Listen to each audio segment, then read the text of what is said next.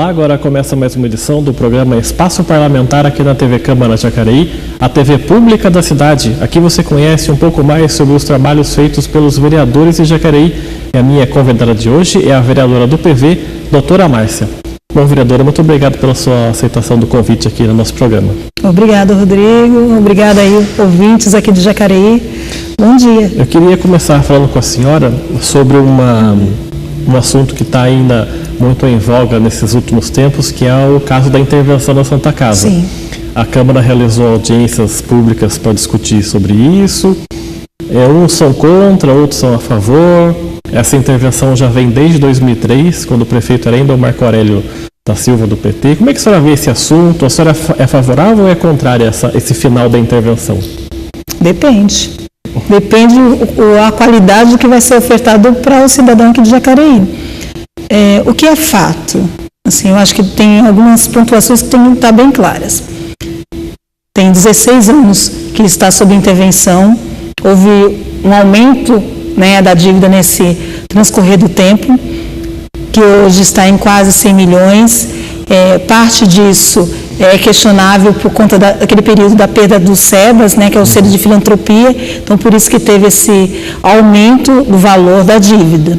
Mas há uma dívida de 100 milhões que é devida do interventor do momento. Então, a prefeitura é a devedora. Isso é fato. Segundo outro ponto, a Irmandade, depois de 16 anos, ela foi renomeada. E a gente tem que pensar se ela tem condições de administrar um hospital, que é o nosso único hospital público com maturidade e com sabedoria, né? Maturidade e com presteza, se ela saberá fazer isso. Junto com isso, se ela realmente reassumir a Irmandade, se a prefeitura tem que pensar numa ajuda com outro administrador junto. Se é uma OS que vai prestar o serviço e vai ajudar nessa administração, se a Irmandade só terá a razão social e a OS administrar. Essas coisas têm que estar bem claras. E uma outra coisa que é bem clara: a responsabilidade da prefeitura, independente se for Irmandade, se for OS, seja quem for, permanecerá. É o nosso único hospital público. A prefeitura financia a Santa Casa hoje. Então, ela continuará financiando o atendimento aos pacientes do SUS. Tá? Então, depende como for caminhar. Se, de repente, ficar mais custoso e a qualidade do atendimento ao paciente, ao morador de Jacareí, for prejudicada, melhor municipalizar. Então, vamos assumir de fato o hospital, já que de fato que administra realmente a prefeitura, e aí todo o custeio será da prefeitura. Não pode ter convênio lá dentro, nada disso. Porque esse é um grande entrave também para o poder público, né? Ele não pode buscar parceiros. Hoje a Irmandade, ela pode ter dona Santinha, ela pode ter doador do privado, ela pode ter convênios lá dentro, porque é uma Irmandade. Ela está sob intervenção, mas ela não é da prefeitura. Então a gente pode lançar mão de outros parceiros. A partir do momento que ela estiver municipalizada, ela vai depender 100% dos recursos públicos. Então, quem vai financiar somos nós. Quem vai gerir somos nós. Que também não exime a possibilidade de repente, a prefeitura falar: olha, eu não tenho perna para administrar, eu vou municipalizar, eu vou administrar isso, vou dar 100% do recurso, mas eu quero que uma OS seja prestadora de serviço. Ela pode fazer isso também, como ela fez no SIM e no UPA. Então, por isso que a gente tem que ter muita maturidade para decidir o caminho. Tem que ser escrito mesmo nas várias mãos. A população tem que ter ciência, dar a sua opinião, a prefeitura também, a Irmandade também e nós, legislativo. Principalmente nós que estamos envolvidos diretamente com a saúde. O prefeito Isaías Santana chegou a dar uma declaração um tempo atrás, dizendo que enquanto não se resolver esse problema da intervenção, se acaba ou não, ele não vai levar à conclusão daquele hospital, do pronto-socorro municipal que ia ser construído no terreno atrás da Santa Casa. Sim. A senhora concorda com isso?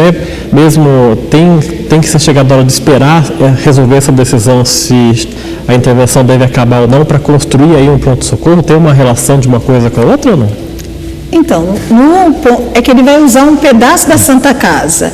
Se fosse totalmente na área pública fora, até tudo bem, ele tem autonomia. Mas ele vai fazer um eixo e vai usar o RH da Santa Casa para dar suporte também a esse PS, né?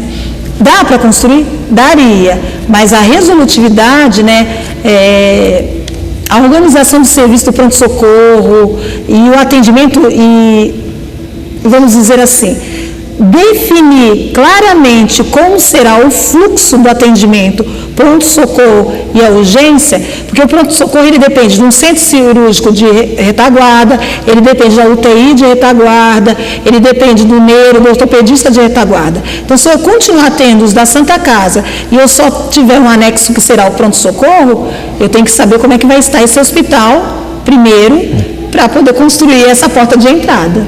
Para a gente fechar esse assunto da saúde, como é que a senhora tem visto a situação hoje da saúde municipal?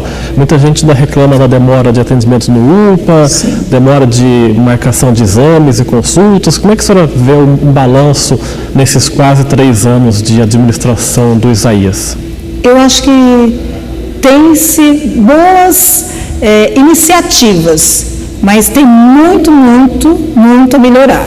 A gente tem uma alta rotatividade no SIM, então os especialistas entram e saem com uma facilidade enorme, até mesmo por uma dificuldade do mercado. Os retornos são 6, 7 meses, então o paciente cardiopata que demora 7, 8 meses para passar no cardiologista, se é grave, se é um coronariano grave, morre no meio do caminho. Também o mesmo acontece na UBS, né? Tivemos as UBS são o Programa Saúde da Família, onde era totalmente os mais médicos que vinham do Ministério, que eram os cubanos antes, os cubanos saíram, teve que chamar os credenciados, que já saíram quase 10. Então, essa entrada e saída também dificulta o atendimento nas unidades de saúde. Essas pedras no meio do caminho prejudicam, mas eu acho que ainda precisa ter um pouquinho mais de pulso firme, de ações mais incisivas na saúde para melhorar mais. Mas é lógico, está em busca de boas soluções, a iniciativa é boa, mas eu acho que ainda estamos caminhando ainda para um desfecho melhor. E um outro assunto que a senhora também está liderando aí, que eu inclusive já fiz algumas reportagens, é o caso dos fios das telefonias a cabo, sim. A retirada desses fios, principalmente da parte central aqui de Jacareí. Isso. Como é que está esse assunto hoje? Eu queria que também a senhora fizesse uma análise e um balanço passado aí alguns meses, como é que isso está caminhando? Não, tá bem.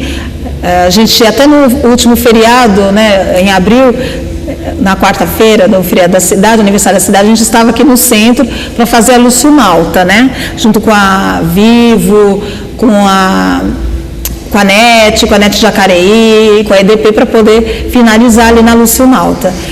A gente já teve, acho que em torno de uns 30, quase 30, acho que, não, minto, em torno de 70 quilômetros de fios retirados nesse entorno, que a gente fez essa primeira fase, pegando ali perto do cemitério da Vareia até Major Acácio, e as concessionárias, né, porque essa parceria é EDP mais as concessionárias de telefonia, né, estão sempre voltando nesses locais que a gente determinou, reatualizando, a gente sempre notificando. Eu costumo falar que antes de fazer esse projeto, a gente olhava para frente. Agora eu ando na rua, fico olhando os fios, vendo se tem a sinalização, vendo se está identificado. Aí ligo para a EDP, olha, aqui não está identificado, ó, Vivo, ó, faltou aqui, tem um fio caiu. Agora o olhar é diferenciado.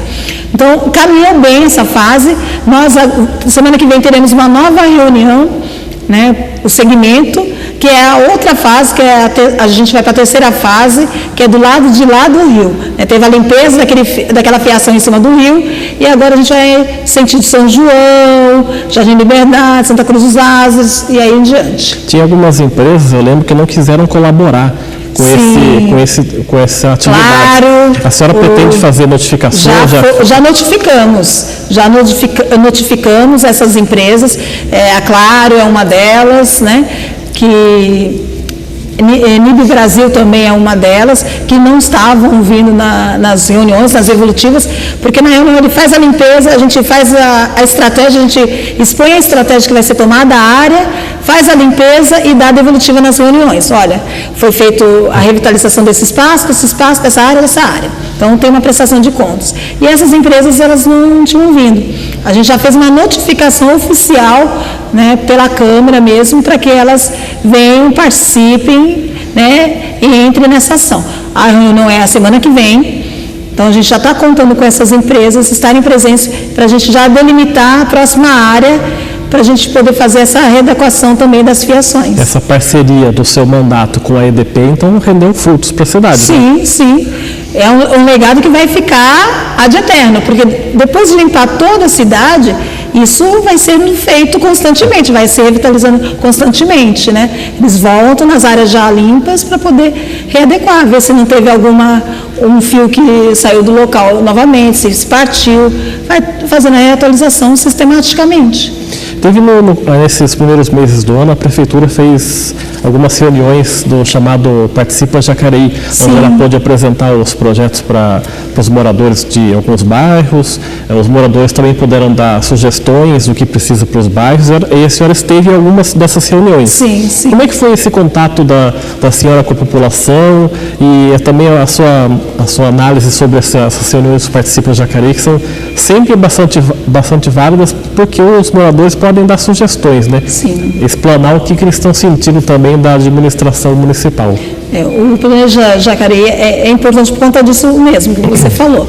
A Prefeitura, ela coloca o planejamento dela e o cidadão, o jacarense, ele pode colocar as suas prioridades, as suas necessidades. Ninguém mais do que a pessoa que vive o dia a dia sabe o que precisa e quais são as suas dificuldades. E pode também sugerir sugestões que o poder público pode não ter visto, né? Porque ela está vivendo ali o dia a dia. E o importante do vereador, além de ouvir, né, um Planeja Jacareí, as dificuldades do cidadão, as sugestões deles, é ter o que eu sempre falo, empatia. Sempre é bom você colocar-se no local do outro. Então, às vezes, quem está ouvindo fala, mas aquilo é bobeira, aquilo é insignificante. Não sabe qual é a estrada, qual foi a história, qual foi a necessidade, qual foi a vivência daquele cidadão para cobrar aquilo naquele momento. Então, o vereador, o legislador, ele tem que se colocar no lugar do cidadão. Ele é cidadão. Ele tem que se sentir como, tem que saber o que o outro está vivendo, até mesmo com esse olhar, poder ajudar nas soluções. Que é isso que planeja, a gente pensar numa solução, né, planejar soluções para a nossa cidade como um todo. E como é que a senhora tem visto o comportamento do cidadão jacareense em relação ao comportamento político dele? Por exemplo, eles ainda confundem qual é o verdadeiro papel de um vereador e pedem, por exemplo, assim, coloca um asfalto na minha rua, uma vaga na creche para o meu filho. Eles confundem muito ainda? Muito, muito, muito. Infelizmente, é um contexto histórico, né? Isso não é só Jacareí. O brasileiro, ele acostumou com essa política assistencialista, né? Nordeste, Sul, Leste, as várias políticas de subsidiar e de fornecer. E aí ele não consegue determinar que o papel do prefeito é executar, é fazer. E o papel do legislador, do vereador, é fiscalizar se é feito da forma correta, se o dinheiro está sendo bem utilizado ou não, onde que deve ser locado ou não. É como uma empresa, eu costumo falar que é como uma empresa, né? Você tem o empresário lá, que é o dono da empresa, que seria o prefeito, você tem o secretário do empresário e os funcionários. O prefeito é aquele dono da empresa, que manda o empregado fazer isso, aquilo, outro. O vereador é aquele que fica lá no escritório. Aí é pejorativo, tá? Não quer dizer que nós ficamos 100% no escritório, né? Todos que me conhecem sabem que vai me encontrar aqui em alguns momentos, mas vai me encontrar na rua, vai me encontrar na UBS, em tudo que é lugar, né? Seria o papel daquele que administra, mas assim, ouviu do cidadão que precisa daquele produto que aquela empresa vai vender, notifica o dono da empresa, olha, eu preciso disso, aquilo.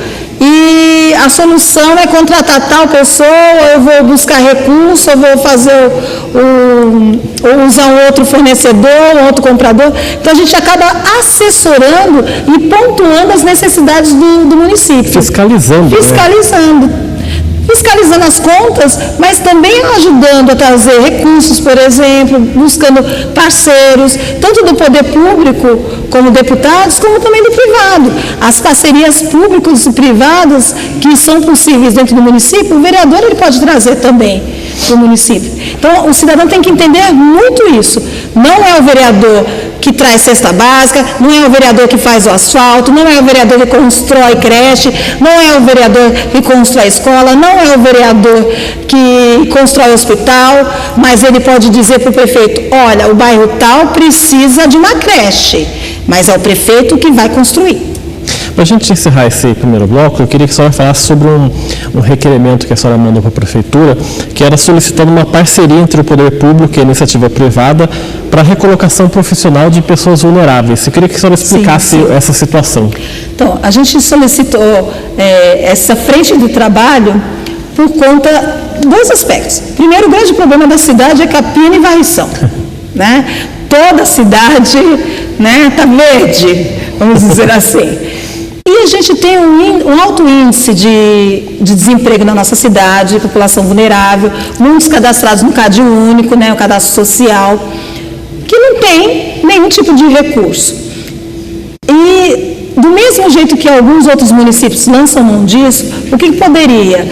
Algumas famílias que estão cadastradas no CAD único poderiam, a mulher da família, o trabalhador, ou mulher ou homem, fazer parte dessa frente de trabalho, ajudar na limpeza da cidade, capina, no gerenciamento de resíduos, está aí o escorpião, a limpeza desses resíduos para que não tenha escorpiões e outras coisas. E, além disso, o município, enquanto serviço social, ele ajuda a custear, pagar esse trabalho, paga esse trabalho que esse usuário está fornecendo para a cidade como um todo. Então, eu estimulo aquele que é vulnerável, e que está desempregado, que precisa de um custeio, então eu arco com a despesa e ainda ajudo na limpeza da cidade. Quer dizer, vai ajudar um pouco também, como a senhora disse, a diminuir um pouco o desemprego. Sim. E também ajudar essas famílias mais carentes que não têm como, apesar de procurar, ele não consegue arranjar um emprego. O serviço social que ajuda, financia, ele vai ajudar na sobrevivência dessas famílias, porque muitas delas, no máximo, recebem um Bolsa Família de 70, 100 e poucos reais, que não dá, nem para o leite das crianças. Com isso, eu posso dar uma bolsa auxílio em troca do trabalho. Tá certo, a gente vai fazer então o nosso intervalo aqui. O programa Espaço Parlamentar volta daqui a pouco. Até já.